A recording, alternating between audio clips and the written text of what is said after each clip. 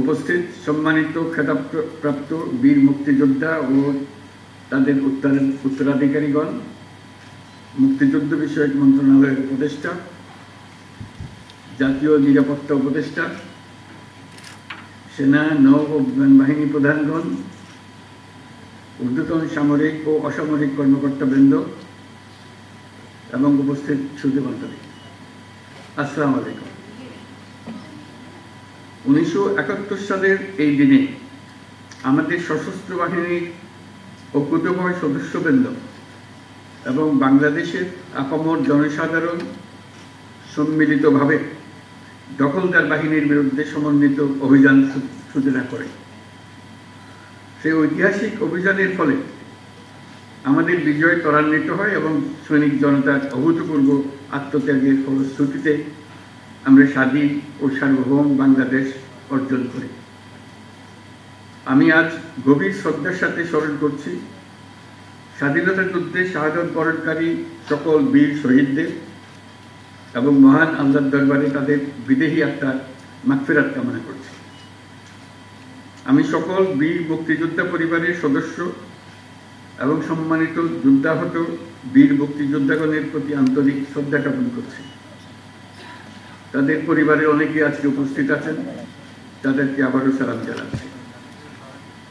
একই সাথে আমি গভীর শ্রদ্ধার সাথে স্মরণ করছি জুলাই শহীদদের।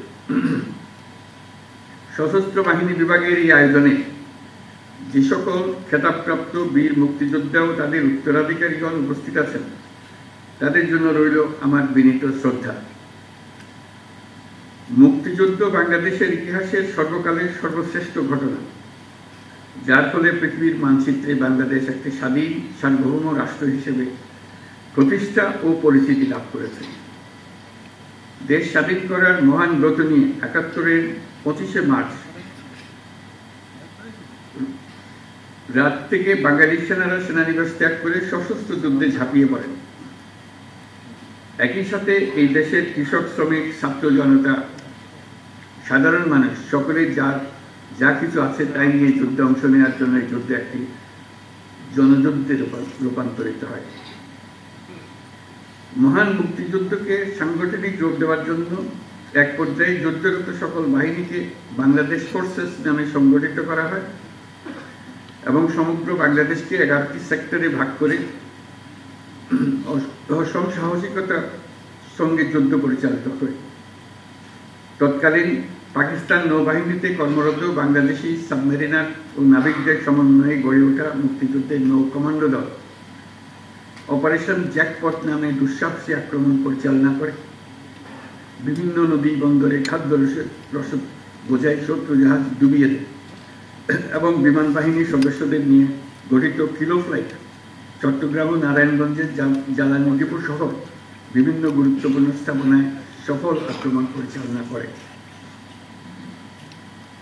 এইসব দুঃসাহসী অভিযান আমাদের মুক্তিযুদ্ধের ইতিহাসে চিরকাল পরম উজ্জ্বলতায় উদ্ভাসিত থাকবে।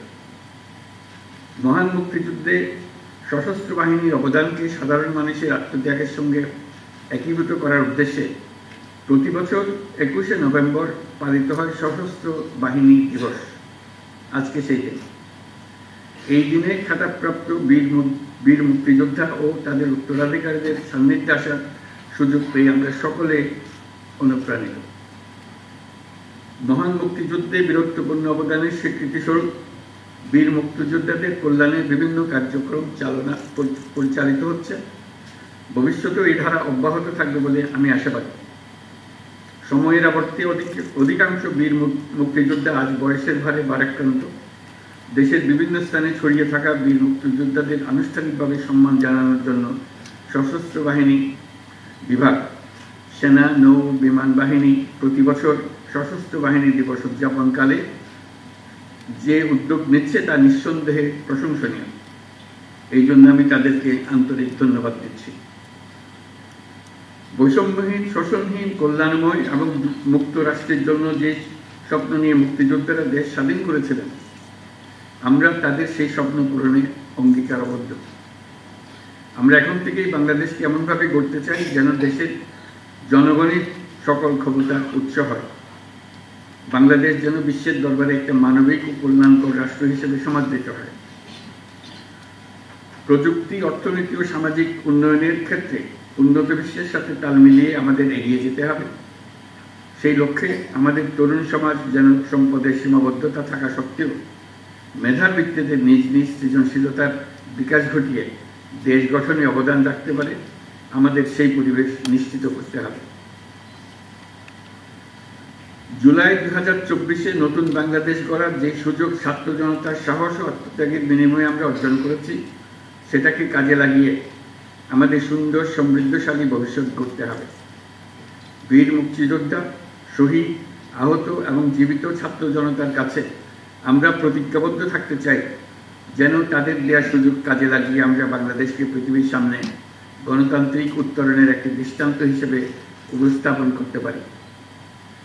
আজকের এই দিনে খেতাবপ্রাপ্ত মুক্তিযোদ্ধা এবং তাদের উত্তরাধিকারীদের সম্মাননা প্রদানের সুযোগ তৈরি করে দেওয়ার জন্য আমি সশস্ত্র বাহিনী বিভাগ সহ সকল সংশ্লিষ্টকে আন্তরিক ধন্যবাদ জানাচ্ছি।